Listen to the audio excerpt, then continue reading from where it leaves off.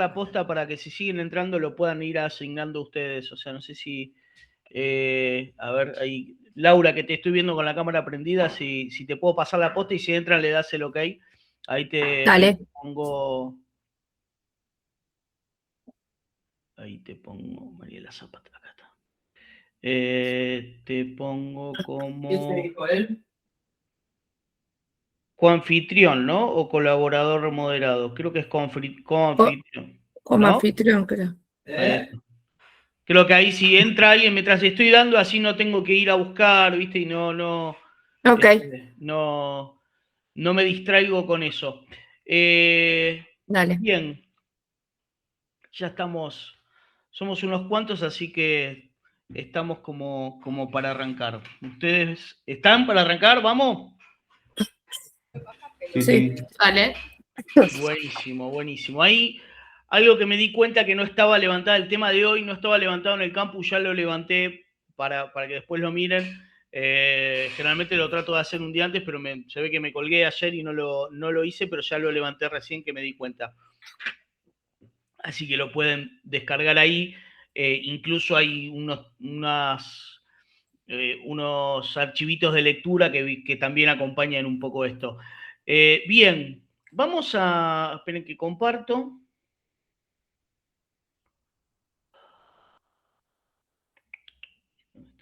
Acá.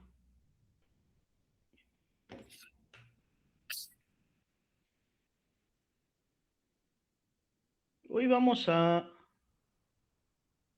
ver un tema que, de vuelta, como muchos de los temas que vamos a estar viendo, ustedes ya lo vieron o por ahí saben de qué estamos hablando, pero nunca le terminaron de poner el nombre y el apellido, ¿no? Entonces, es como que estamos encasillando las cosas y estamos empezando a entenderlas y estamos empezando a de alguna manera a rotular un montón de cosas que ustedes ya sabían. Y hoy vamos a hablar de roles y etapas del ejercicio profesional. ¿Por qué le digo que hay cosas de acá que ustedes ya sabían? Porque claramente los roles que ocupa un profesional en obra ustedes los tienen.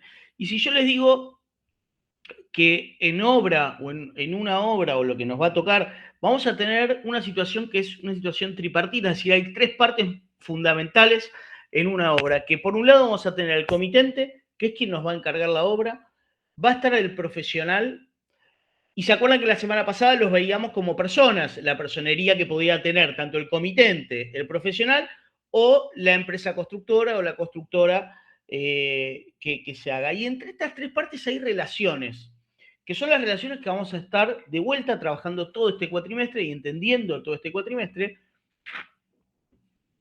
pero es fundamental entender las relaciones porque en función de eso se empiezan a entender los vínculos y las responsabilidades, que es el tema que viene la semana que viene. Entonces, vamos a decir que el profesional como una persona física, sí o sí, el profesional siempre es una persona real y física. ¿Por qué? Porque de nuestro saber depende lo que hacemos y somos totalmente responsables por lo que se haga. Es decir, ¿con qué respondemos? Una de las cuestiones, ¿se acuerdan que hablábamos del patrimonio? Y parte de nuestro patrimonio era todo los bienes materiales y los bienes inmateriales que tenemos. Y se acuerdan que cuando decíamos de bienes inmateriales estábamos hablando de nuestra carrera, es decir, nuestra matrícula, que es lo que nos va a habilitar a trabajar. Entonces, entender que el profesional siempre va a ser una persona, nunca puede ser una empresa.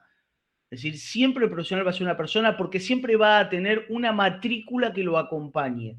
Entonces, eso es fundamental. El profesional siempre tiene una matrícula que lo acompañe, con lo cual siempre va a ser una persona física. ¿Qué roles va a desempeñar dentro de la obra? Y vamos a priori, dentro de todas las tareas que podemos hacer, tanto en obra como para cualquier comitente que nos encargue, las más importantes y las principales y las que vamos a estar hablando va a ser del proyecto y la dirección de obra, o el proyecto o la dirección de obra. Es decir, puede hacer las dos tareas juntas, proyecto y dirección, o puede hacer las tareas individualmente, cada una separadas. Por eso es que está el I/O metido ahí.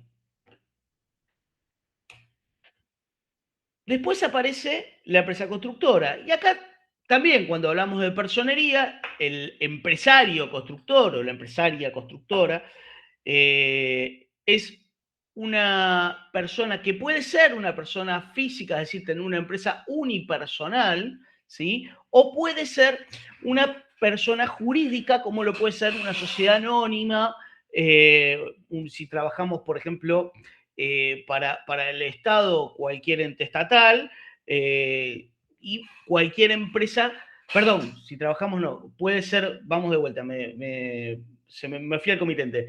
Puede ser una persona física, puede ser una persona jurídica, como puede ser una pyme, una empresa chica, mediano o grande, depende la envergadura de la personería, es con el tamaño de la sociedad o la categoría con la sociedad con la que se encuentre.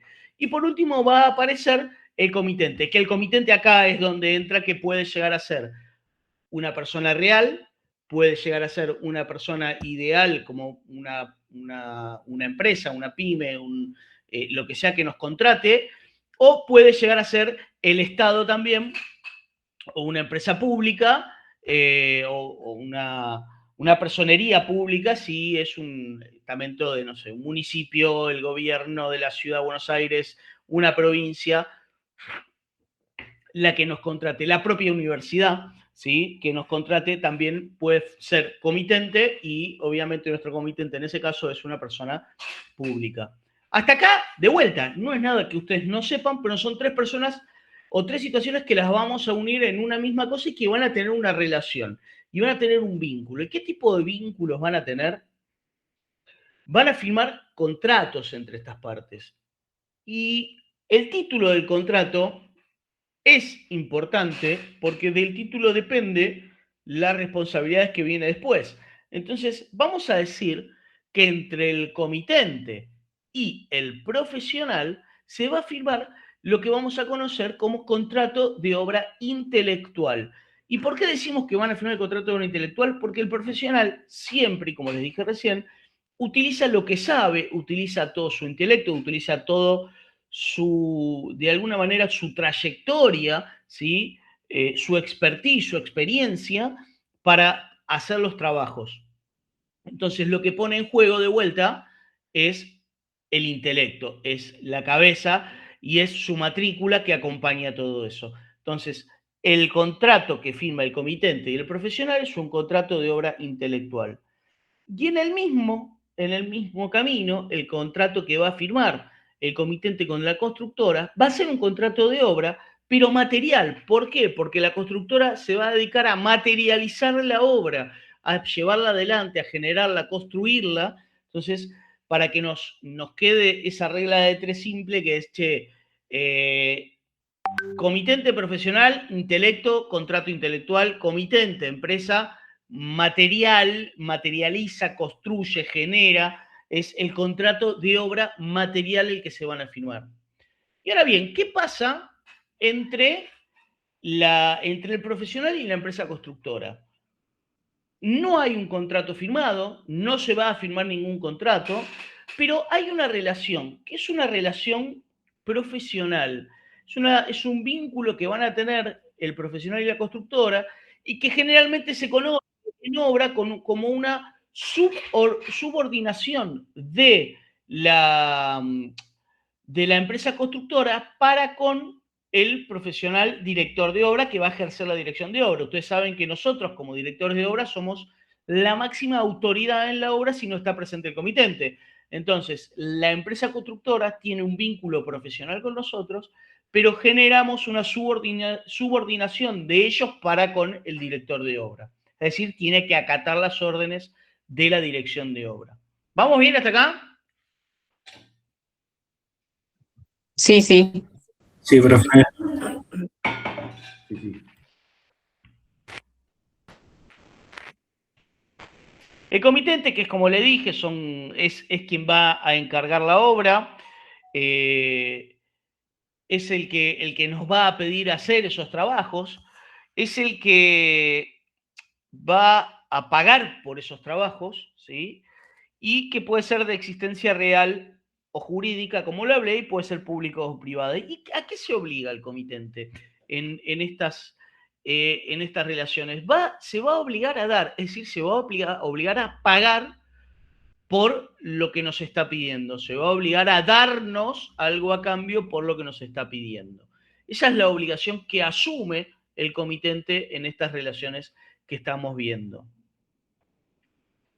¿Y qué dice el Código Civil y Comercial sobre qué considera público y qué considera privado?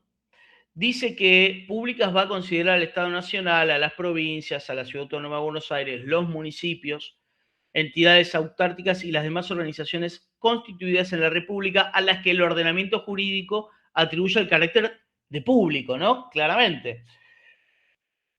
Y dice, y abajo en el C, dice que la Iglesia Católica la considera como una personería pública. Y en el artículo 148, el Código Civil, que habla de las relaciones de las sociedades privadas o que considera a las personas privadas de alguna manera, y va a hablar a las sociedades, asociaciones civiles, simples asociaciones, porque muchas veces confundimos una asociación civil, por ejemplo, sin fines de lucro, y lo tratamos o lo pensamos de alguna manera como que es un ente público, y no lo es. Es un ente privado, aunque no tenga fines de lucro. Las asociaciones civiles son entes privados, ¿sí? Tienen una personería jurídica y demás. También habla de las iglesias, confesiones, comunidades o entidades religiosas que no sean claramente la católica. Las mutuales y cooperativas también son consideradas personas privadas, y el consorcio de propiedad horizontal también es considerado como una persona privada, tiene una personería. Y aclara el punto I, que es toda otra contemplada en la ley, es decir, toda otra que la ley prevea de que puede ser una persona privada. Cuando hablamos de empresa constructora, vamos a entender, y todos sabemos que la empresa constructora es la empresa que tiene o que asume, mejor dicho, la obligación de llevar adelante una obra, de hacer una obra total y consumada, de terminarla, empezarla y terminarla, o por lo menos comprometerse a lo que le están pidiendo a ejecutar, si tiene que poner generalmente lo que es mano de obras, materiales y la técnica para poder llevar adelante esa conjunción de mano de obras y de materiales y generar la obra que nos están pidiendo. ¿Qué es lo que dice la Real Academia Española en función de las definiciones de empresa constructora? Dice casa o sociedad mercantil o industrial fundada para emprender o para llevar a cabo construcciones, negocios o proyectos de importancia. Entonces, un poco está en línea con lo que les venía diciendo. Y esta empresa constructora, como les comenté recién, puede ser de existencia real o jurídica, es decir, puede ser una persona física en el cual es un unipersonal, es decir, todo recae sobre una sola persona, o puede ser una personería jurídica como una sociedad anónima, una SRL, que tiene adentro toda una estructura de distintas responsabilidades. ¿Y qué asume? ¿Qué asume esta empresa cuando acepta una obra o cuando acepta un trabajo? Asume obligación de hacer. Es decir, lo que asume es hacer la obra material, es generarla, es decir, tiene una obligación de resultado. Dijimos que el comitente tiene obligaciones de dar y la empresa constructora tiene obligaciones de hacer. ¿Por qué? Y de vuelta, para poder entender esto, es, che, el comitente nos pide una obra, nos da dinero para hacerla, y el empresario constructor lo que va a hacer es construirla y materializarla, es decir, hacerla. Es la obligación que asume.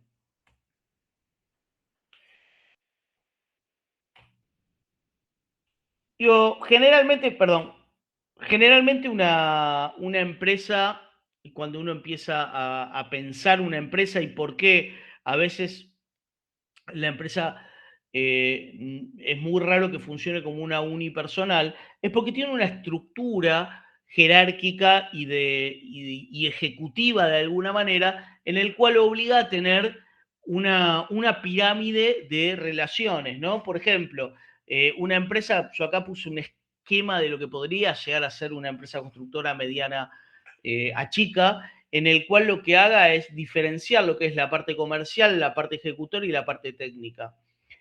¿Y por qué hace esto? Porque si todos hacen lo mismo, en algún punto un problema va a existir, que es el de que uno no puede estar hablando con el comitente, viendo temas menores o discutiendo temas menores y a la par estar, no sé, comprando materiales y a la par estar reunido con el que alquila las máquinas, por ejemplo. Entonces, por eso es que se necesita sí o sí de una estructura para poder llevar adelante una empresa de mediana hacia arriba, ¿no? ¿Qué hace la parte comercial? Claramente va a organizar la administración y la relación con el comitente, con las partes contratantes de alguna manera, y va a estudiar y a llevar muy finito lo que es toda la parte financiera de la obra, es decir, va a empezar a entender y a seguir de cerca esta parte comercial, los gastos que vas teniendo la obra y obviamente los debe y los saberes. La estructura ejecutora es la mano de obra propia que va a tener la empresa, es decir, los empleados que va a ir teniendo, o los que se subcontratan, los que la empresa subcontrata para hacer, y también las maquinarias propias y las maquinarias alquiladas para determinadas tareas. Y por último va a estar una estructura técnica que es donde se va a encontrar el jefe de obra. El jefe de obra, recuerden, es un representante de la empresa constructora en obra, y obviamente el representante técnico, que es el responsable técnico que va a tener o que tiene que tener la empresa constructora, y por otro lado están los asesores que podemos llegar a tener, como, no sé, asesores en instalaciones sanitarias, en instalación eléctrica, diferentes tipos de asesorías, no sé, hasta puede ser el ingeniero estructuralista que puede entrar dentro de la parte técnica, como también puede ser propio de la empresa, o sea, puede ser un empleado propio de la empresa si la empresa se dedica fuerte a trabajos de ingeniería, ¿no? Pero digo, por eso, es una estructura mínima, pero que considero que podría llegar a ser una base para poder pensar en algún momento en la formación de una empresa constructora. Ahora bien, el profesional arquitecta o arquitecto, y acá miren lo que dice la definición de arquitecto, ¿no? Dice, proveniente de en su etimología del vocablo latino architectus, que a su vez lo tomó del griego. O sea, la palabra está conformada por archos, cuyo significado es jefe, y tecton, que se traduce como obra. Entonces, y vamos a decir entonces que el arquitecto es aquel que posee el conocimiento suficiente en materia de construcción que le permite dirigir una obra de este tipo, y es a la vez un arte, una ciencia y una actividad teórico-práctica. Es decir, gente, ustedes cuando se reciban, lamentablemente, y por otro lado es muy bueno, pero están capacitados para definir absolutamente todos los detalles de una obra. Es decir, cuando ustedes se reciban, pueden decidir y pueden hacer lo que sea dentro de una obra, obviamente siempre dentro de la moral, las buenas costumbres y las reglas, ¿no? Pero lo que sea en materias de construcción, lo que sea en materias de ciencia y lo que sea en materias de arte. O sea, todo eso es lo que define a la arquitectura en sí. Es muy amplia, técnicamente es enorme, pero bueno, el título nos trae esto, nos trae una definición fuerte de que tenemos que saber de todo. ¿Y qué hacemos dentro de lo que es el contrato de obra intelectual, el proyecto y la dirección, como les dije, o el proyecto o la dirección? ¿Y qué roles vamos a asumir? De vuelta, asumimos un rol de resultados, un rol de hacer. Y fíjense estos artículos del Código Civil y Comercial, que los vamos a ver durante toda la cursada, pero me interesa porque hablan justamente de la obra intelectual y de la obra material. Del artículo 1251 dice que hay contrato de obra o de servicios cuando una persona, según sea el caso, el contratista o el prestador de servicios, actuando independientemente, se obliga a favor de otra, llamada comitente, a realizar una obra material, intelectual o a proveer un servicio mediante una retribución. Es decir, acá ya el Código Civil está mencionando obra material e intelectual, está mencionando justamente lo que veníamos diciendo recién. En el artículo que le sigue, dice que se considera que el contrato es de obra cuando se promete un resultado eficaz, reproducible o susceptible de entrega. Por eso asumimos obligaciones de hacer y por eso asumimos que los contratos son contratos de obra material e intelectual, porque siempre tenemos la obligación de generar un resultado eficaz de lo que nos estamos comprometiendo. ¿Me siguen hasta acá? ¿Vamos bien? ¿Alguna duda? No. No, vamos bien. Bien. Estoy acá.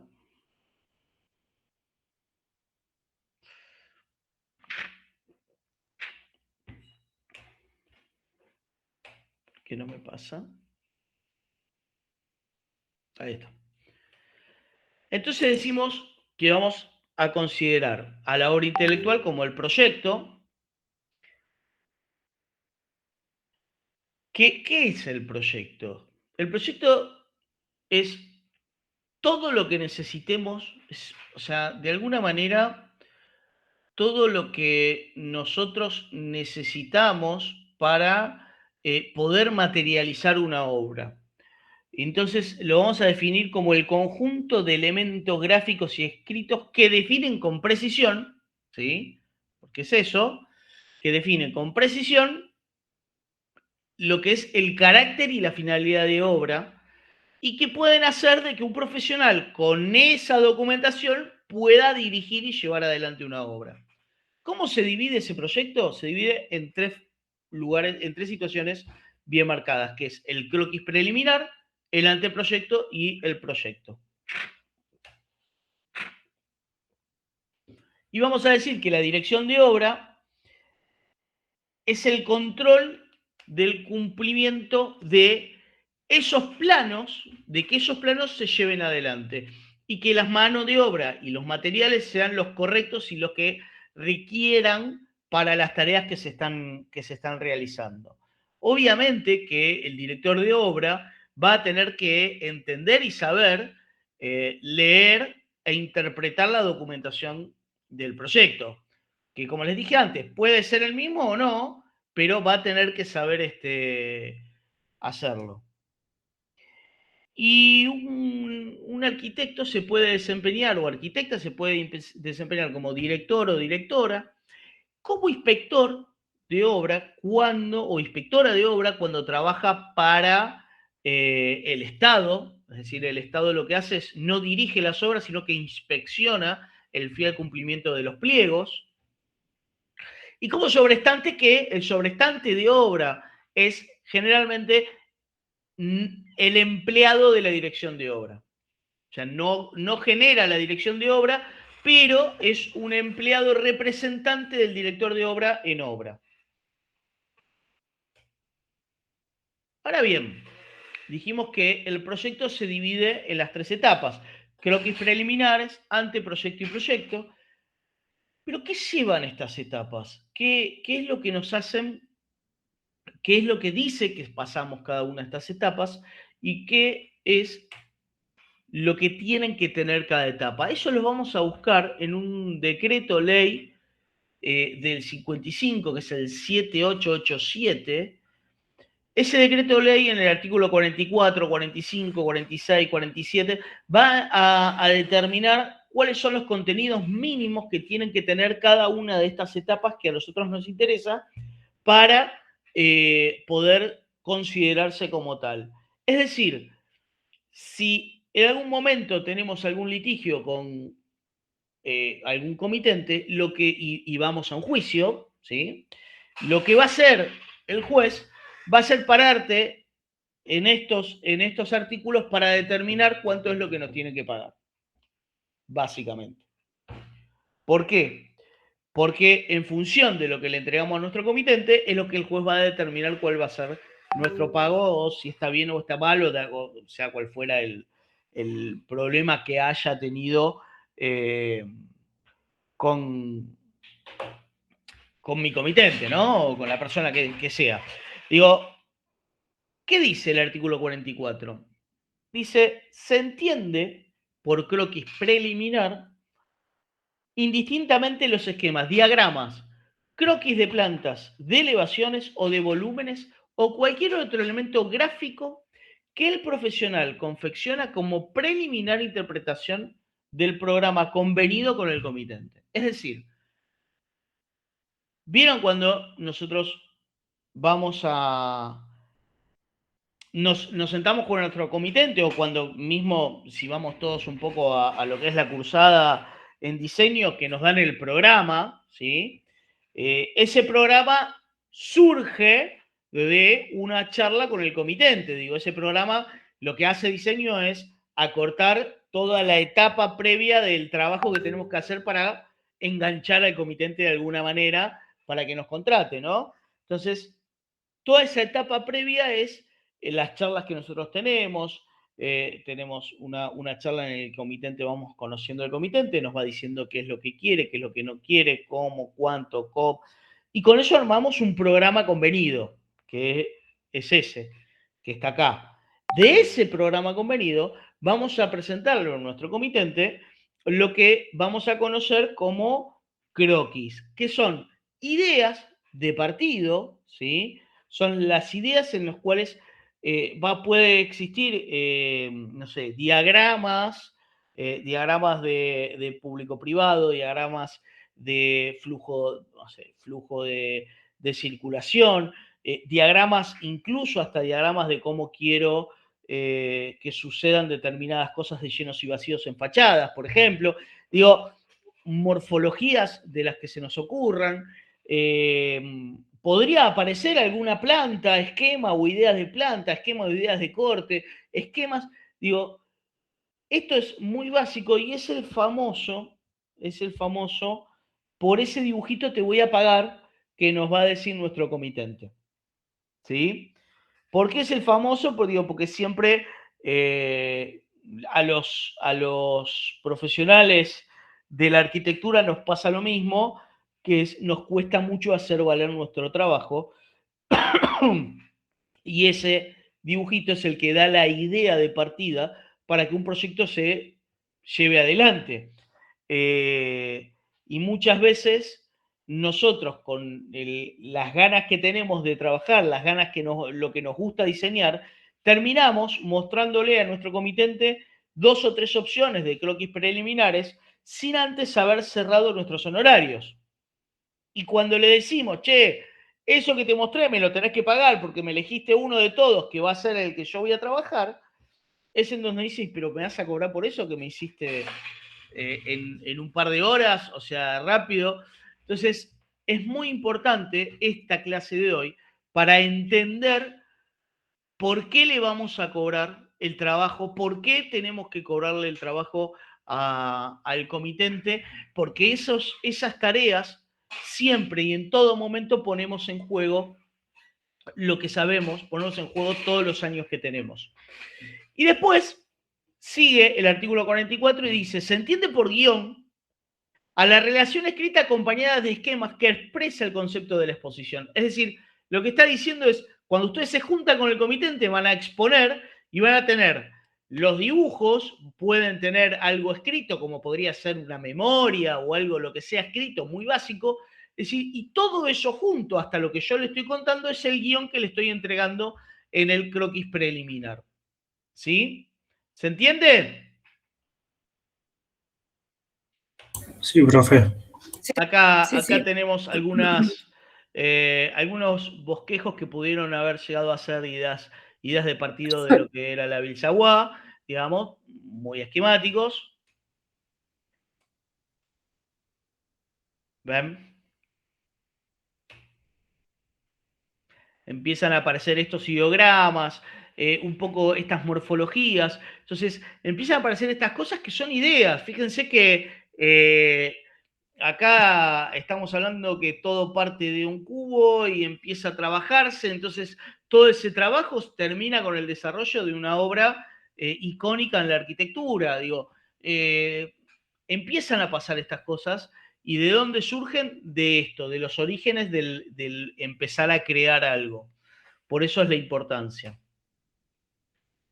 Cuando hablamos de anteproyecto, que era la segunda de las etapas que nos interesan, dice que es el conjunto de plantas, cortes y elevaciones estudiado conforme a las disposiciones vigentes, establecidas por las autoridades encargadas de su aprobación, o en su caso, el conjunto de dibujos y demás elementos gráficos necesarios para dar una idea general de la obra en estudio. El anteproyecto debe acompañarse de una memoria descriptiva. Y acá lo está diciendo debe, o sea, tiene que siempre existir una memoria descriptiva. Escrita o gráfica y de un presupuesto global estimativo. A ver, ¿por qué es importante resaltar el debe? Porque es una obligación que nos está imponiendo este decreto al momento de hablar de un anteproyecto. Y acá hay dos o tres frases que quiero rescatar y que las charlemos un poquito, que es, conjunto de plantas, cortes y elevaciones. No me aclara escala, no me aclara nada. Es el conjunto de plantas, cortes y elevaciones. No importa, pero me aclara algo que es importante, que es conforme a las disposiciones vigentes. Es decir, lo que me está diciendo es que en el anteproyecto yo tuve que haber estudiado lo que son los códigos de la zona en el cual voy a trabajar, y ese proyecto, ese anteproyecto que yo lo estoy presentando, a diferencia de lo que podría ser el croquis, ya tiene que estar cumpliendo la normativa. Es decir, si yo estoy en el croquis le puedo decir, te puedo hacer un volado 3 pisos, 4 pisos, 5 pisos, con esta forma, está todo bien, papá.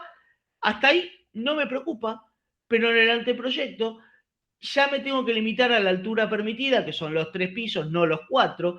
Me tengo que limitar a la profundidad permitida, me tengo que limitar a las ventilaciones, me tengo que limitar a las medidas mínimas que me exigen. Entonces, en el anteproyecto acá lo más importante es que esté conforme a las disposiciones vigentes, es decir, que esté de acuerdo a lo que marcan los códigos de edificación y planeamiento de la zona en que me encuentre trabajando. Por otro lado, y cuando les dije que debe acompañarse la memoria descriptiva y de un presupuesto global. ¿Qué es un presupuesto global? Y acá muchas veces terminamos también lo mismo, por no bajarlo al comitente y por no hacerlo caer poner los pies en tierra, nos metemos en líos terribles. Pero viene un comitente y me dice, tengo $50.000 para hacer mi casa. Buenísimo, dale, me gusta. Joya, vamos a pensar en la casa, sí, quiero 5 dormitorios, 3 baños, una cocina de 60 metros cuadrados, un subsuelo y una pileta. Y decís, no, esperá, no me da, pero ya no me da ni siquiera pensándolo. Entonces, ese presupuesto global implica decir, mirá, más o menos la construcción hoy ronda entre $1.100 y $1.200 el metro, con lo cual si querés hacer más de 45 metros con tu presupuesto no vas a poder hacer. Es decir, o nos limitamos a 2 dormitorios, un baño, una cocina y un comedor, más o menos muy chiquito, o no puedo hacer todo lo que vos querés. Entonces, de esa manera yo le voy a entregar a nuestro comitente ese presupuesto global, que tiene que ver en función a los metros cuadrados que estoy pensando y en función a un valor estándar de mercado de lo que podría llegar a ser el valor del metro cuadrado. Obviamente que si después él me dice, mirá, yo quiero poner en esos 50 metros mármol de Carrara, quiero meter inteligencia artificial que cuando llego me abra las puertas, me las cierre, me levante las cosas. Y por ahí de esos 1100, 1200 se va a 2000 el metro, digo, pero ya es una base que yo le voy a plantear de lo que él necesita y tiene que arrancar con ese presupuesto. Entonces, el presupuesto global es importantísimo de que esté, y aparte es un deber en el que esté, en el momento del anteproyecto. ¿Se entiende? Sí. Ahora bien, ¿qué pasa en el proyecto? Porque hasta acá yo creo que, mejor dicho, vamos a leerlo y ahora charlamos. Miren lo que dice el proyecto. Dice, se entiende por proyecto el conjunto de elementos gráficos y escritos que definen con precisión el carácter y la finalidad y permiten ejecutarla bajo la dirección de un profesional. Comprende planos generales a escalas convenientes de plantas, elevaciones principales, cortes, acotados y señalados, con los símbolos convencionales, de modo que puedan ser tomados como básicos para la ejecución de los planos de estructura y de instalaciones, planos de construcción y de detalles, plano de instalaciones y de estructuras con sus especificaciones y planillas correspondientes, presupuesto, pliego de condiciones, llamado a licitación y estudio de propuestas. Obviamente, estas últimas me las tienen que pedir para que las haga, pero digo, todo eso es un proyecto y acá viene la pregunta que les iba a hacer recién, pero se las hago ahora. ¿Cuántas veces en toda la carrera hemos hecho un proyecto bajo el artículo 46 del decreto 7887? No, llegas quizás hasta los detalles, pero más de ahí no. En la carrera, ¿no? Sí, Quizás. es que, sí, en cierta Y forma lo después vas lo ves, haciendo. pero después en la otra, ¿cómo es? Ahora que estoy media, que tengo fiebre. En tecnología, capaz que ves la parte de presupuesto y demás, pero el tema de llamado a licitación y demás, o sea, eso es por trabajo, o sea, en la facultad, que no sé si se ve ahora no. Es que generalmente ustedes lo que van a llegar va a ser siempre, y esto es lo que termina pasando, siempre les va a faltar algo para ser considerados un proyecto. Entonces, en toda la carrera y muchas veces no llegamos a concretar el trabajo como proyecto. Vamos a quedarnos en anteproyecto. O sea, ¿y por qué es esto? Porque, bueno, trae muchas situaciones aparejadas y es mucho el trabajo. Por eso es importante entender y es importantísimo describir a la hora de sentarnos con nuestro comitente todo lo que le voy a entregar a nuestro comitente en función de lo que me va a pagar. Entonces, che, yo te voy a hacer esto, te voy a hacer un proyecto en el cual te voy a entregar planos en escala 1 en 50, te voy a entregar cortes, te voy a entregar vistas, te voy a entregar 3 renders, te voy a entregar, no sé, 6 vistas de los renders, te voy a entregar los planos de estructura, los planos de instalaciones, los planos de detalle de doblado de hierro, te voy a entregar todo el cálculo. Todo eso yo te lo voy a entregar. Entonces es parte de mi trabajo. O le puedo decir, che, yo te voy a entregar todo esto, pero la estructura corre aparte. El sanitarista lo pagás vos aparte, el otro lo pagás aparte. ¿Y qué pasa?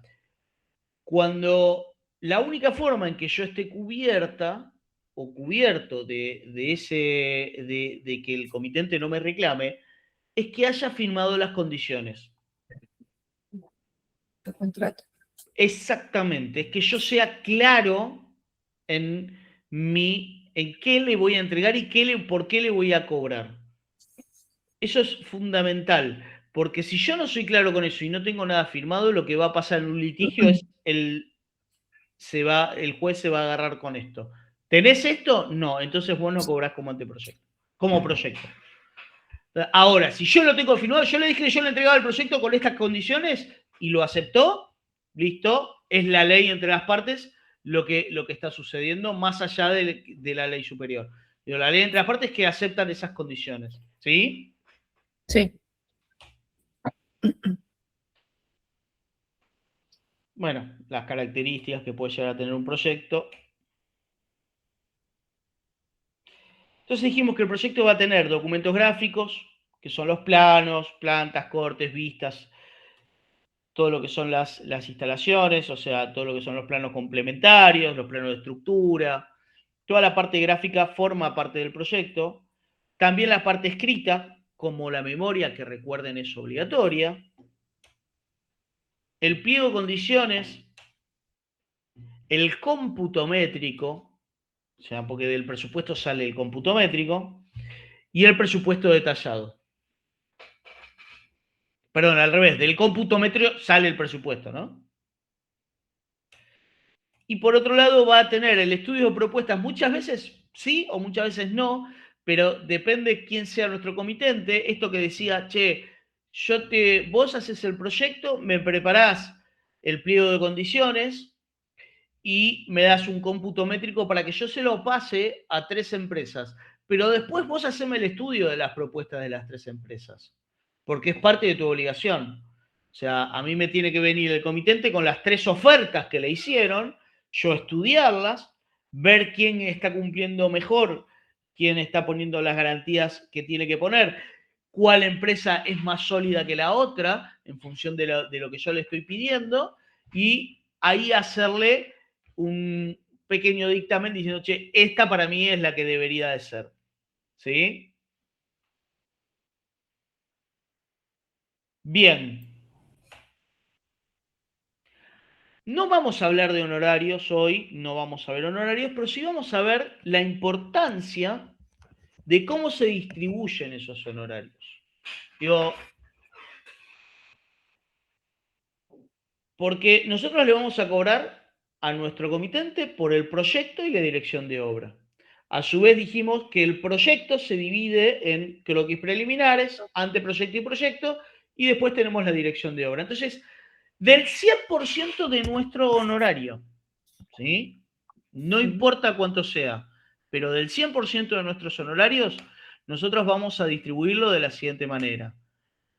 El 5% va a ser para el croquis preliminar. El 15% va a ser para el anteproyecto. El 40% restante para el proyecto. Y el resto, que es el otro 40%, es para la dirección de obra. Entonces, acá con esto ustedes lo que van a saber, digo, supónganse que estamos hablando que nuestro proyecto es de 10 millones de pesos. ¿Está bien? Ya sé que 4 millones lo voy a tener que dividir en la dirección de obra, que es el 40%. Es decir, me quedan 6 millones para trabajar toda la parte del proyecto. ¿Me siguen? Sí, profe. Sí, sí, sí. Bien. Entonces digo, che, otros 4 millones son para el proyecto terminado. Y ahí voy a dividir. Por el croquis preliminar me van a pagar 500.000 pesos, 1,5 millones por el anteproyecto y los 4 millones por el proyecto. Si son 10 millones, ¿eh? Después vemos cuánto es el honorario, no es el tema del día de hoy, pero digo, la distribución es de esa manera. Entonces, acá empieza a correr un poco la importancia que le tenemos que dar a estas cosas. ¿Por qué? Y les voy a contar esta historia, miren. Resulta que me llaman para hacer un proyecto. Un proyecto, es decir, no la dirección, sino un proyecto. Es decir, ya estamos los 6 palos, ¿eh? Me llaman, me dicen, che, qué bueno, sos un genio, que pin, que pan, quiero que me hagas el proyecto. Listo, divino, me siento, armo el programa con esta gente, armamos el programa, me piden, pa. Resulta que le digo, dame una semana, te vengo a ver. Listo, dale, divino, fantástico. A la semana lo voy a ver. Me dicen, che, decime qué pensaste. Mirá, tengo esta idea, fíjate acá, te podemos hacer esto, podemos trabajar de esta manera. La casa flotante, una chimenea en el medio, que pin, que pan, qué sé yo. Le muestro toda, le digo todo lo que a mí se me ocurre que pueden llegar a ser las ideas que tengo y le muestro unos croquis, les muestro uno como veíamos recién, me dice, loco, me encantó, dale para adelante, listo, dame 15 días que te traigo el anteproyecto. Yo hasta acá, confiando y diciendo, vamos para adelante, soy el mejor, tengo 6 palitos en el bolsillo. Le llevo el anteproyecto. Llevo el anteproyecto, le digo, mirá, acá hice, ahora ya cumple, fíjate, acá están las plantitas, el corte, la fachada, todo muy, muy esquemático, acá tenés una memoria, está todo bien. Me dice, loco, está divino, me encanta, acá podemos pintar esta pared de azul. Le digo, sí, dale, le ponemos azul a la pared, todo fantástico. Le digo, bueno, dame un mes y te traigo el proyecto. Listo, dale. A todo esto no le cobré nada, porque dije, no, le voy a cobrar con el proyecto a este pibe, porque aparte de confianza es amigo. Al mes le llevé el proyecto. Laburé todo el mes, contraté a un dibujante, me subí, hice todo. Todo divino, le llevé una carpetita, así, así la carpeta, todo. Le hice render, le hice hacer todo espectacular. ¿Qué me dice este señor que me estaba pidiendo todo esto? Me dice, ¿sabes qué? Tuve un problema. No voy a hacer la obra. Pero bueno, todo bien, pero qué cagada, ¿qué te pasó? Hablamos de lo que le pasó. Le digo, bueno, listo, quédate tranquilo. Bueno, dale. Pero de última, cuando la hago, te aviso. No, pagame ahora. O sea, ¿no? O sea, y lo que pasa es que si no la voy a hacer, no te puedo pagar. Ok. Y yo, todo. No te hagas problemas, tengo a un amigo abogado, yo me encargo. Ya me doy vuelta, llamo a mi amigo abogado recibe todo, me mira y me dice, ¿qué cagada te mandaste? Le cuento todo esto y vamos al juez. Nos presentamos y al juez le muestro toda mi carpeta. Le digo, mira, me pidió el muro azul, me pidió esto, acá está todo. Tomá, acá está todo. El juez revisa todo, mira todo divino, todo fantástico, y obviamente falla a mi favor y le dicen, páguele a este muchacho 500.000 pesos. ¿Qué hice mal en toda esa secuencia? No hacer un contrato escrito ni nada. Suponete que Puede hice un ser contrato eso. escrito. Puede ser eso. Suponete que lo hice y le dije, van a ser 6 palos van a ser 6 millones por el proyecto. Y es más, le escribí, te voy a entregar el croquis preliminar del proyecto y el proyecto. Está todo bien. No cobrar las etapas que fuiste culminando. Ese es un gravísimo error, pero ya está, ese está. ¿Qué más hice de mal? Porque si yo lo hubiese cobrado no tengo discusión, le digo, me debe la última etapa, en definitiva. ¿Qué se les ocurre? ¿Qué más pude haber hecho de mal en toda esta historia? No poner un precio. No, le dije 6 palos, le dije. Ah, ¿le Yo te iba a cobrar dijiste? 6 Ah, millones, sí. no Me olvidé escuché de esa eso, le dije, parte. yo te iba a cobrar No 6 escuché esa millones por parte. hacer todo esto. Yo se lo dije. No certificar que él haya visto los documentos que le mostraste. Exactamente, Tamara. Ahí es donde está el tema. O sea, porque para el juez, ¿qué pasó? Yo tuve un problema con ese comitente, me fui a mi casa, preparé el anteproyecto, el proyecto, y se lo presenté al juez como algo terminado. Entonces, ¿dónde estuvo el error? En que una simple firma. Che, te entregué el croquis. Ni siquiera que me lo hayas pagado, con que me lo hayas firmado y digo, che, en la fecha de hoy este es el croquis, tengo un título de croquis y la firmita de mi comitente, lo guardo en una carpeta. Con eso me da herramientas de que cada una de las etapas que yo le comenté, y que lo ideal es que me paguen esa etapa, digo, eso está claro, pero el error ya lo cometí, ya estaba hecho. Digo, si yo hubiese tenido la diferencia de haber cobrado 500.000 pesos, podría haber cobrado 6 palos. O sea, y obviamente cuando cobré los 500.000 pesos me lo sacó mi abogado, todo no me quedó nada, ¿no? Pero, digamos, la diferencia está, y como les dije la semana pasada, en tratar de pensar un paso más, en tratar no digo de pensar mal, pero sí en tener siempre respaldo ante estas cosas. Y el respaldo siempre es documentando las cosas que estamos haciendo. Documentándolas con una firma de la otra parte es un medio probatorio enorme para este tipo de situaciones. Es tan sencillo como eso. Generalmente cuando veamos contratos vamos a ver de que o por lo menos yo lo que hago generalmente cuando hago un contrato es poner las etapas, pero en las etapas obligarme en algo. Es decir, che, yo para el croquis, una vez que arreglamos el programa, tengo 15 días para traerte el croquis preliminar. Entonces, cuando yo me siento con el comitente, le digo, ¿me firmás el programa del conveniamos y ponemos fecha? Porque a mí me estoy obligando que en 15 días te lo traigo y vos te quedás tranquilo que yo tengo que cumplir esta fecha. Entonces, yo estoy obligándome a eso, a mí me está dando un respaldo gigante porque tengo la firma de él porque yo sé que voy a cumplir en definitivo. ¿Sí? Entonces, cuando uno sabe y tiene certezas de lo que hace, lo que necesito es que el otro me avale con documentos. La forma de avalar con documentos es una firma. ¿Sí? ¿Se entendió? Sí, Sí, profe. Sí, perfecto. perfecto. Bien. Ahora bien, hablamos un poco de lo que es el proyecto y ese proyecto genera una idea o viene de una idea que nosotros tenemos y que es nuestra propiedad intelectual. ¿Y por qué digo que esto es importante? Porque nuestra propiedad intelectual está resguardada en una ley nacional que es la 11.723. De vuelta, no me interesan de ninguna manera los números de las leyes, ni se los voy a preguntar, ni yo me los acuerdo de memoria, porque no tienen sentido, pero sí es importante que lo tengamos para que si lo tenemos que buscar en algún lado.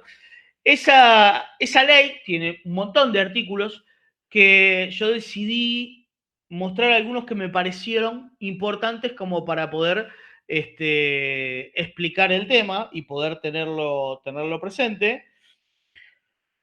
Por ejemplo, el primer artículo de la ley dice que esta ley dice, la obra de arquitectura figura comprendida dentro de las obras científicas, literarias y artísticas.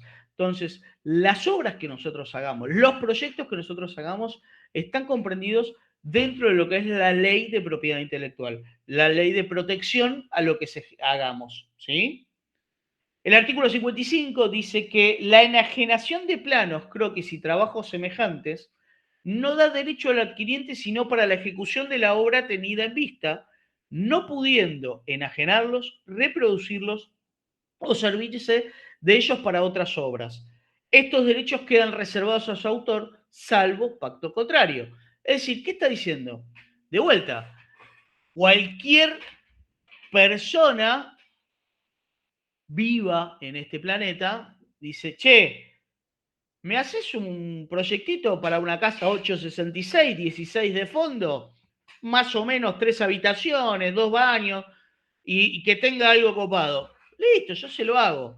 Ahora, como me paga a mí el proyecto, esa persona dice, bueno, che, hay 500.000 terrenos de 866 en toda la ciudad de Buenos Aires. Yo podría agarrar y decir, hago el mismo proyecto en donde se me antoje en la ciudad de Buenos Aires, porque cumple con el código de edificación. 3 baños, una vivienda unifamiliar, ¿eh? La puedo replicar en cualquier lado, no necesito volver a pagarle a este tipo, porque ya le entregué un proyecto. Bueno, por eso este artículo dice que la enajenación de los planos, croquis y trabajo semejante, es decir, la venta, yo le estoy vendiendo esos planos, vendiendo el trabajo, se lo estoy dando, pero que él me pague por esos planos no implica que los pueda volver a usar, salvo para lo que yo se los di. Entonces, eso es fundamental y es la base de toda la propiedad intelectual.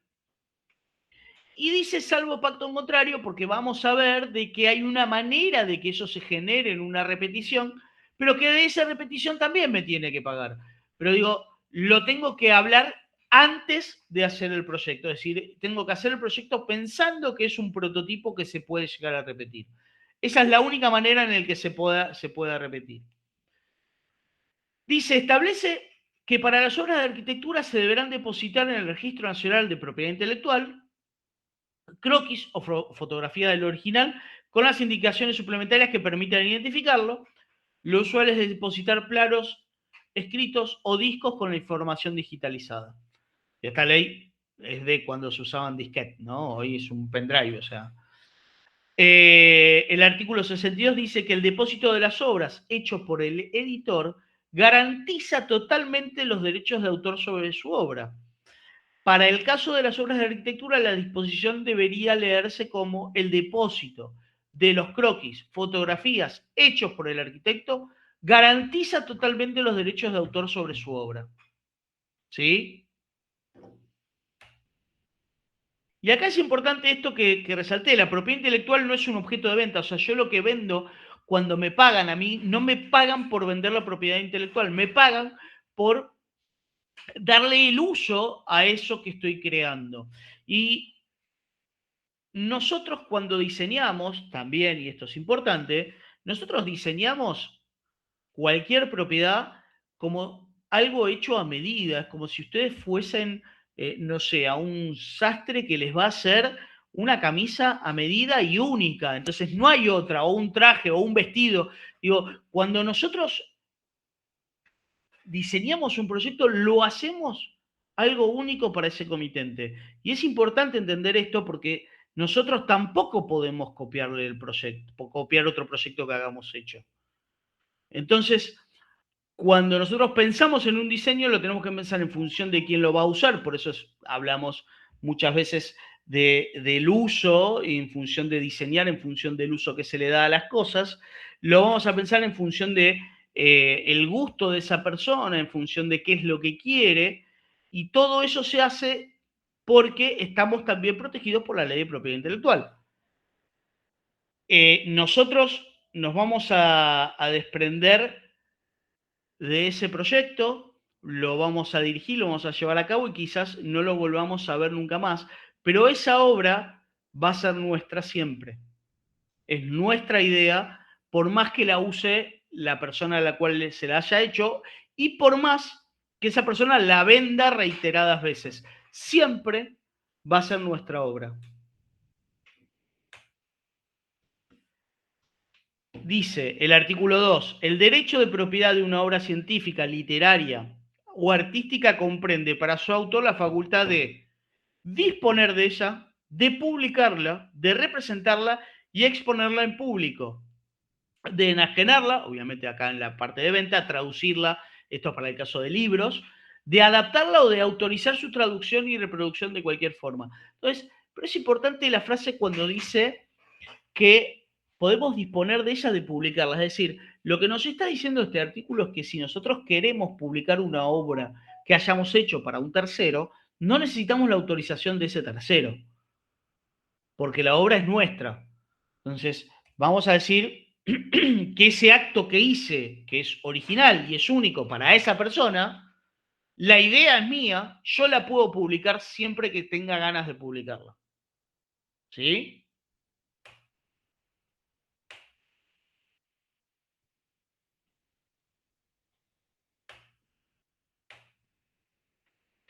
¿Cuánto dura esa propiedad intelectual? Y digo, para los autores, para toda la vida del autor, para toda la vida que nosotros tenemos, o que lo que duremos en este plano, todo ese tiempo, lo que hayamos pensado, creado, imaginado, es de nuestra propiedad.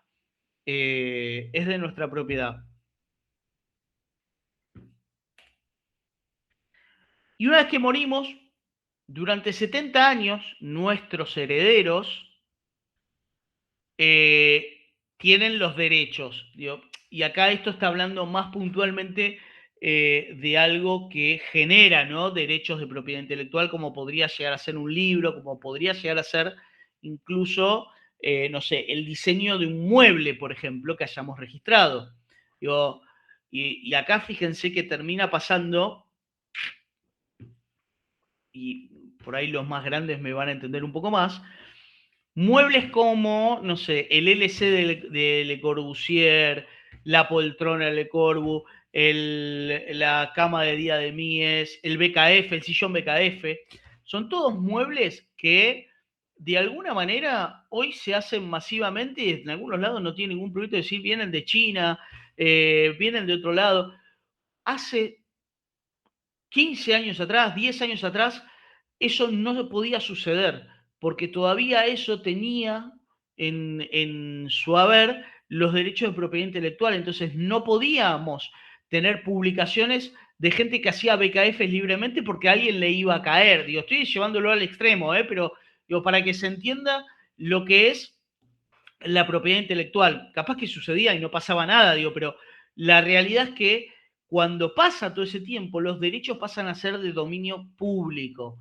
Todo el mundo puede usar ese modelo, todo el mundo puede usar ese diseño, ¿sí? Entonces, ahí es donde empieza a entrar. Y claramente lo que protegemos es lo original.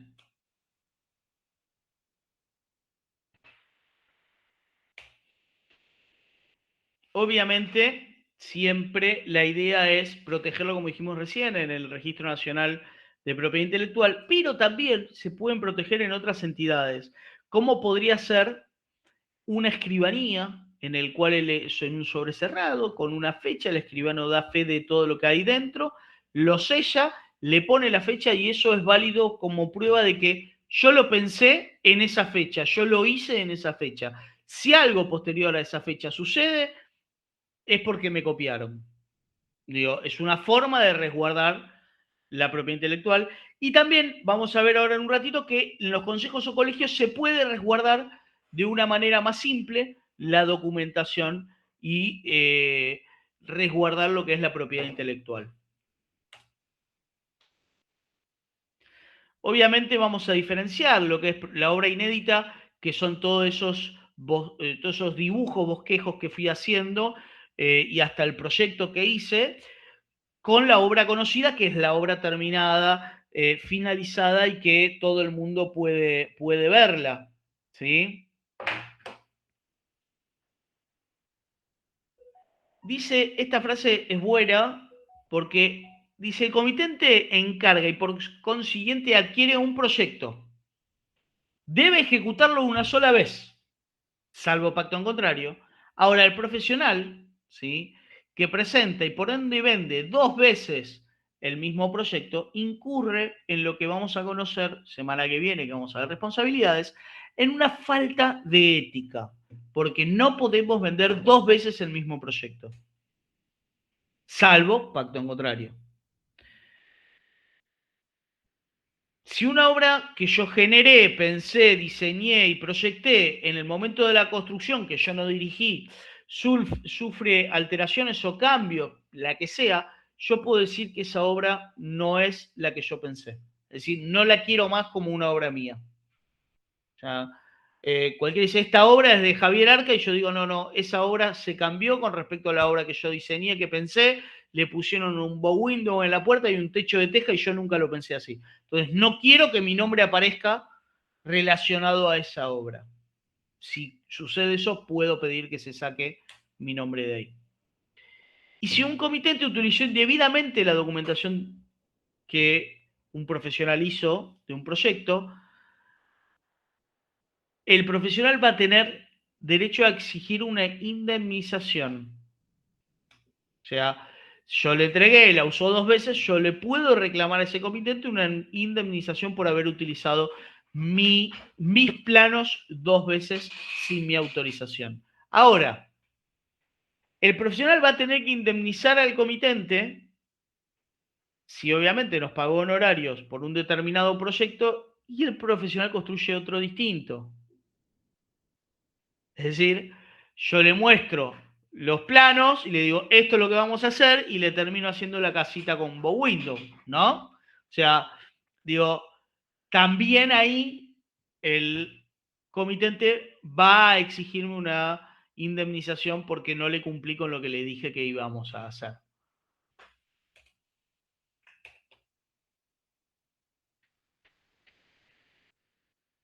Y ya cerrando un poquito la idea, nosotros tenemos en propiedad intelectual 3 situaciones muy marcadas, que es la originalidad, lo que es el plagio, que todos conocemos, y lo que es el estilo. Claramente la originalidad es lo único, esa cosa que no tiene repetición, es eso que uno ve y lo identifica como un objeto único, como un objeto original, como algo pensado para ese lugar, algo impostado ahí, pero no puede estar en otro lado porque eso va ahí. Ahora bien, el plagio, todos sabemos lo que es aprovecharnos de un trabajo de otro para poder llevarlo adelante. Pero la diferencia de todo esto está con el estilo. Digo, porque que una obra sea del mismo estilo arquitectónico no implica de que estemos en un plagio. Es decir, si yo tengo, y vuelvo de vuelta a la Villa, tengo una vivienda en un primer piso, en un perímetro libre, con una planta cuadrada, con columnatas abajo y con una entrada por el medio, no significa que me la esté copiando. Digo, lo que estoy haciendo, estoy dentro de un estilo. Después, ahora si hago la Villa tal cual, ahí estoy cayendo en un plagio, pero digo, si tengo el estilo de la propiedad, que es esa vivienda flotando en el primer piso sin que se le vea nada en el basamento y que aparezcan esas ventanas marcando la horizontalidad, digo, eso es parte del estilo arquitectónico, no es el plagio, ¿sí? Poco, eso es fundamental entenderlo y poder discernir entre estas dos situaciones. Ahora bien, ¿dónde podemos custodiar nuestro trabajo sin caer en el registro de propiedad, en el registro de propiedad intelectual de Nación, sin ir a un escribano, sin hacer nada costoso? Es muy sencillo. En los consejos o colegios profesionales, obviamente teniendo la matrícula al día y con un pequeño arancel que te van a cobrar, uno puede entregar un sobre cerrado con, en este caso, la documentación adentro, con un pendrive, con todo lo que necesitemos que esté adentro. Lo ideal es que estén ploteaditos los planos, mejor. Y durante 5 años, el consejo nos va a guardar esa documentación y ese sobre. Durante 5 años van a agarrar el sobre, lo van a meter y nadie lo va a tocar. Obviamente va a ser un sobre que está lacrado, firmado por representantes del consejo o del colegio, pero nadie lo va a tocar.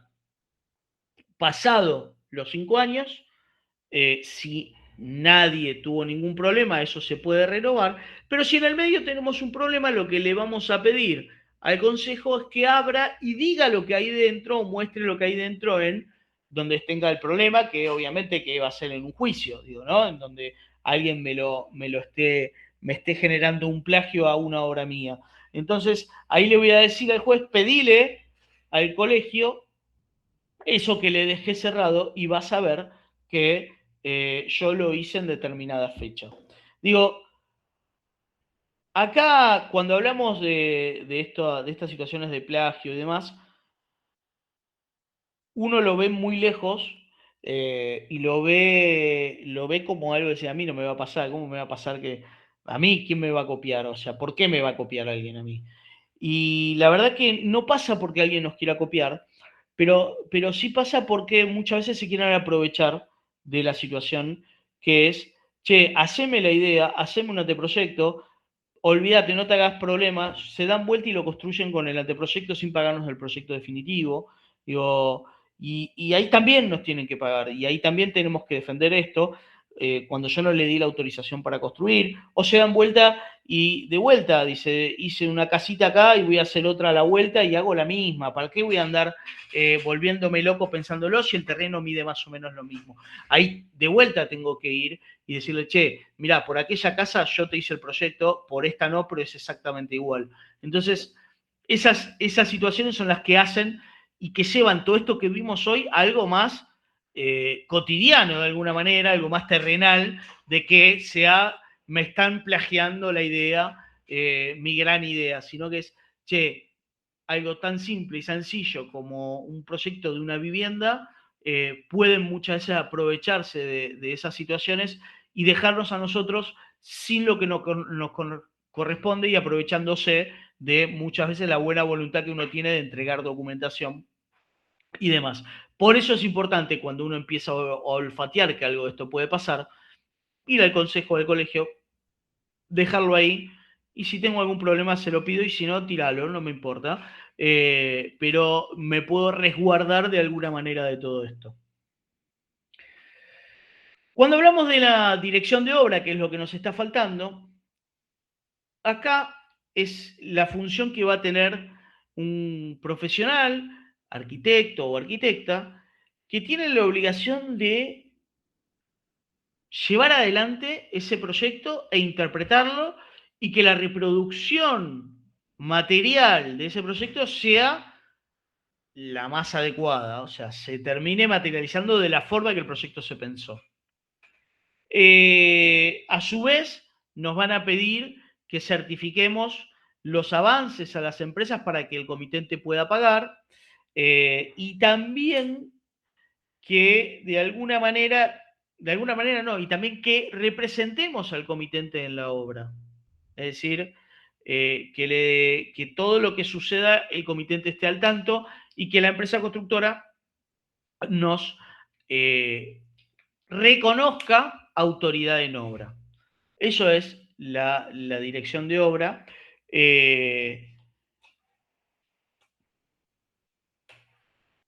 Obviamente un servicio profesional, independiente y unipersonal, como les dije, porque sigue estando en juego nuestra matrícula, representa y defiende los intereses del comitente en la obra, interpreta el lenguaje escrito de un plano.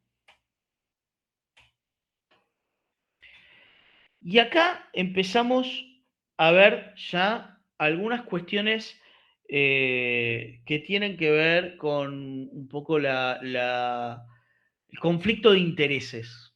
Digo, porque si yo les dije recién, che, el director de obra es el que interpreta el lenguaje y representa y defiende los intereses del comitente. Y si ahora les digo, el director de obra y la empresa constructora, es decir, el director de obra como empresario de la construcción.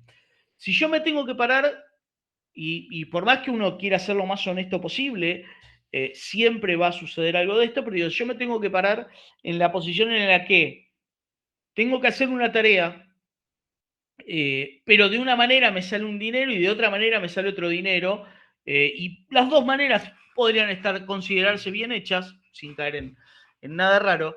Voy a utilizar la manera más económica porque el conflicto de intereses es que mi empresa tiene que ganar dinero, porque voy a ser un empresario de la construcción al margen de un arquitecto director de obra, ¿sí? Es decir, hay un momento en el que el profesionalismo baja y gana lo que es el empresario, digamos. Entonces, hay un conflicto de intereses. Y para eso, lo que es el Código de Ética para Agrimensura, Arquitectura e Ingeniería, en el artículo 2313, dice que es deber de todo profesional no asumir en una misma obra las funciones de director al mismo tiempo que las de contratista total o parcial.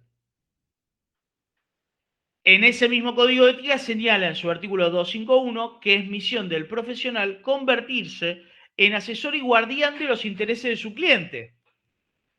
Tarea imposible, casi imposible de cumplir si al margen de la función de obra asume la función eminentemente lucrativa de empresario constructor.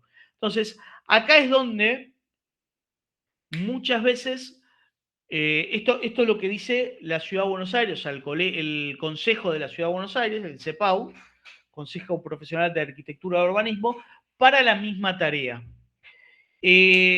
Y también es importante esto porque va a defender de alguna manera, cuando nosotros nos sentemos con un comitente, y decirle, ¿por qué te voy a cobrar la dirección de obra si vos vas a contratar una empresa? Porque muchas veces lo que termina pasando es, pará, hacemos el proyecto que yo voy a contratar a la empresa tal que me lo haga. O sea, y no entendiendo para qué estamos nosotros. Entonces, cuando hay una obra de cierta envergadura, lo importante es hacerle entender al comitente que nuestros honorarios se pagan absolutamente solos y que de hecho hasta gana dinero pagándonos a nosotros honorarios porque le vamos a ahorrar tiempo, le vamos a ahorrar plata y vamos a hacer que la plata que esté invirtiendo sea la real, porque nuestro trabajo es fiscalizar las tareas que se hagan en la obra.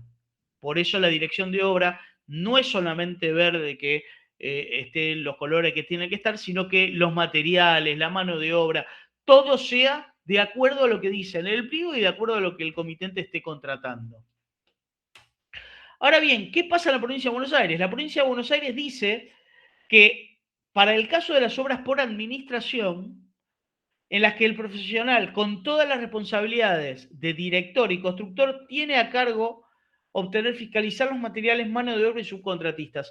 Es decir, la provincia de Buenos Aires asume de que para tareas, de que para obras chicas que se puedan realizar por administración, puede existir la figura del director como director y constructor de una misma obra. Son tareas chicas y que se realizan bajo el régimen de administración, es decir, el comitente es el que contrata todo, ¿sí? O sea, contrata en el sentido de que el comitente administra toda la obra y en nosotros nos contrata para hacer la mano de obra y los materiales, la mano de obra generalmente de eso y la dirección. O sea, él pone los materiales, los pone él, los asesores los pone él, pero nosotros tenemos un director, somos directores y constructores cumpliendo esa misma tarea bajo el régimen de administración. La Ciudad de Buenos Aires no lo admite de ninguna manera esa instancia. Como directores de obra, como les dije antes, podemos ser sobrestantes, que depende de la dirección de obra, es alguien que va a representar al director de obra en la obra. Supervisores. Supervisores generalmente es el que controla a la dirección de obra. El supervisor generalmente es alguien que cuando existen muchas veces estudios de dirección de obra o estudios grandes o obras grandes, existe un supervisor en el cual va a controlar los accionarios de la dirección. Y lo va a mantener, obviamente, informado todo el tiempo al comitente y va a ir auditando las acciones que va teniendo la dirección. Y por último están los inspectores, que aparecen en obras públicas, como le dije antes, que van a fiscalizar y controlar que el pliego de condiciones a los cuales se haya cotizado y haya adherido a la empresa constructora se materialice de acuerdo a lo que marca el pliego de condiciones.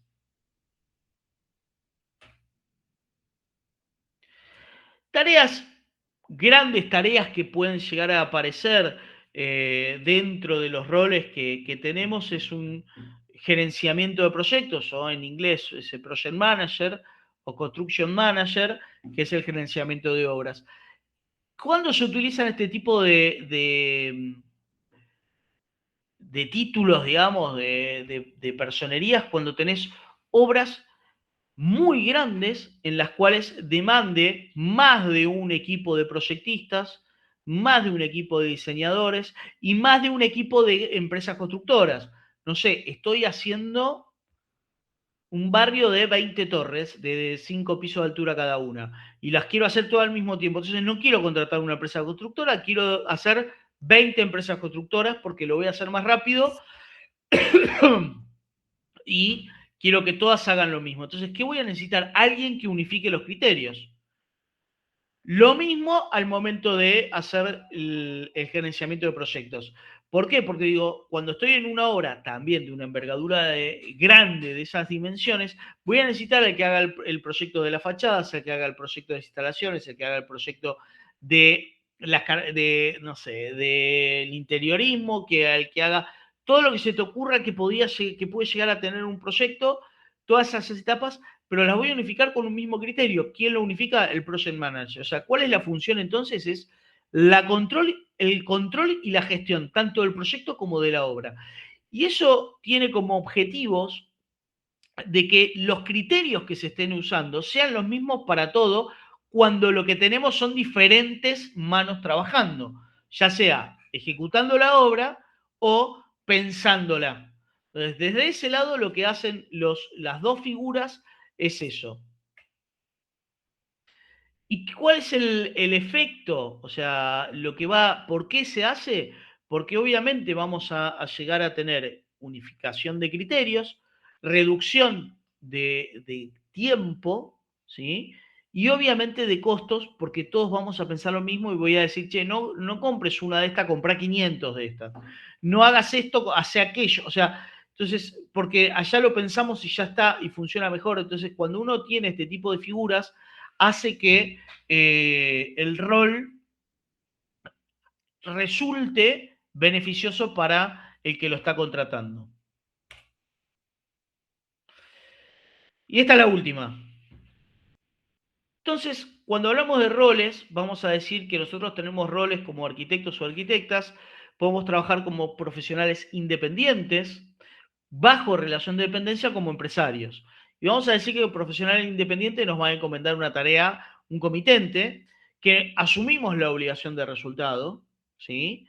Y esa obligación de resultado se va a transformar en un proyecto, en la dirección de obra, en una representación técnica, en un peritaje o en una asesoría. Siempre en todas esas vamos a asumir la obligación de resultado. Cuando trabajamos bajo relación de dependencia, no asumimos obligación de resultados, sino que asumimos obligación de medios. Es decir, le vamos a dar el medio para que nuestro contratante tenga y asuma el resultado. Es decir, nosotros nos contratan como dibujantes en un estudio. No es la obligación nuestra que el estudio cumpla con lo que se haya pactado, sino nosotros vamos a poner el medio para que el estudio lo haga. ¿Se entiende?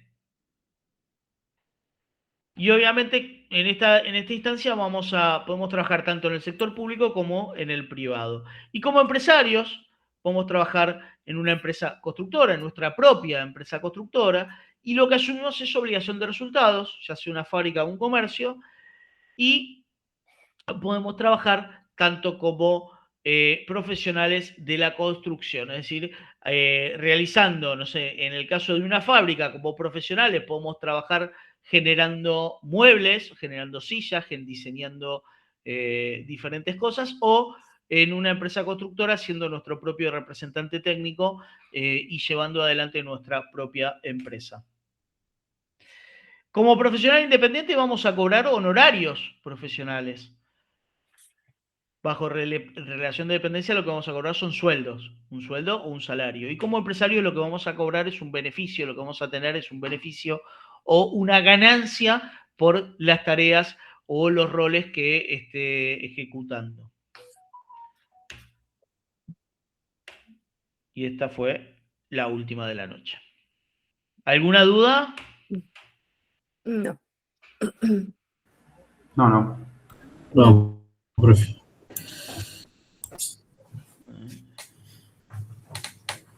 Dejar de presentar. Ahí lo tengo. Bien. Es importante, léanla. La verdad que, como les dije al principio, es una teórica que hablamos de muchas cosas que ya todos sabían, pero que me parece que le empezamos a poner esos títulos y a ubicarlas y encasillarlas en los lugares que se tienen que encasillar para poder entender de alguna manera la semana que viene lo que es la responsabilidad profesional, que es la teórica que sigue. Que vamos a hablar de todas esas responsabilidades que tenemos cuando nos dan ese cartón que les decía la semana pasada, que es el título. Entonces, necesitábamos esto, poder centrarlo y decir, che, proyecto, dirección, empresa, para después empezar a hablar de responsabilidades. Bien.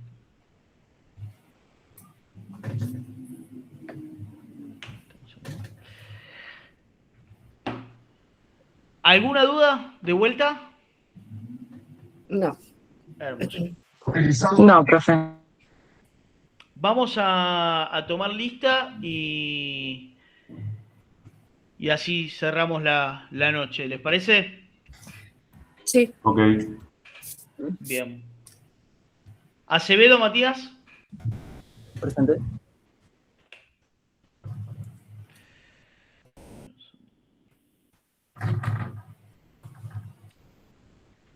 Acosta, Jorge. Presente. Antonio, Mateo.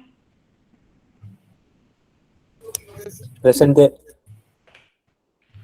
Arce, Gabriel. Presente. Calla, Yelem. Ahí te vi. Carro Julián. Presente. Cejas Kratz, Federico. Presente. Chaile Germán.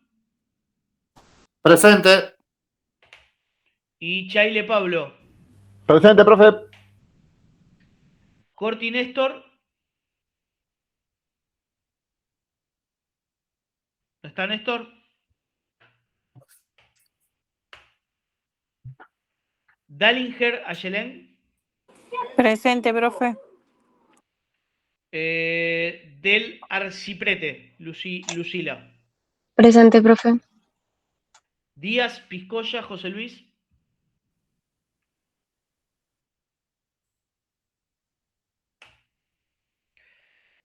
Silvio Dicione. Presente. Ferrero Cecilia. Presente. José Luis, vos escribiste. ¿Escribió José Luis? Sí, Ok, Sí, puso presente. ahí está, listo. ahí está. Avísenme cuando lo veo, porque por ahí yo no lo veo. Y Ferrero Cecilia. Presente, profe. Flores Jordan.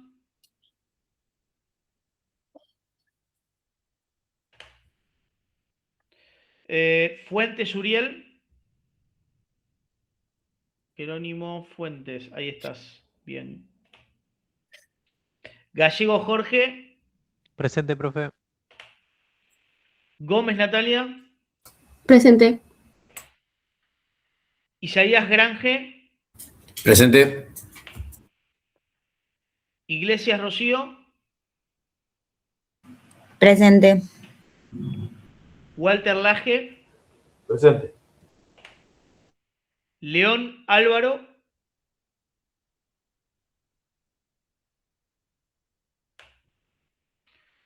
Lungarini Lourdes.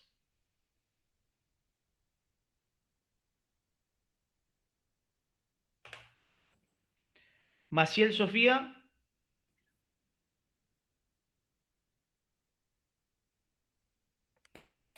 ¿No? ¿Tampoco? Madero. Soledad. Presente.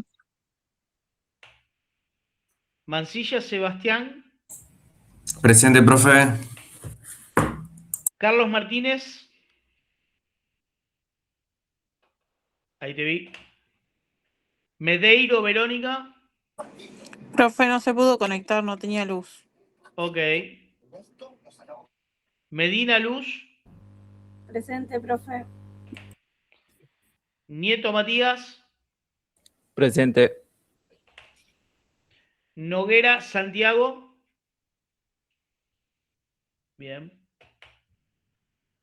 Pan Carla. Presente, profe.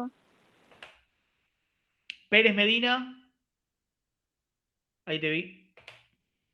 Posada Mariano. Ahí te vi. Pristupa Gilardi. Renata. Presente. Rosón Mesa Franco. Ahí te vi. Micaela Sanabria. Presente.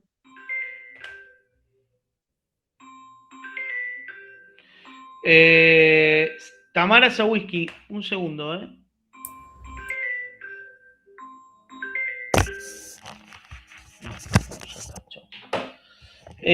Azul. Yo presente, profe. Tamara. Bien. ¿Quién dijo yo presente? ¿Qué fue? ¿Tamara? Sí, sí. Y Azul Escornayenchi. ¿Está?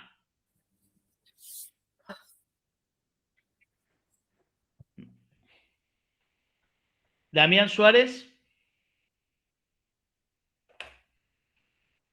Juliana Tortorella. Presente. Valdés Leonardo.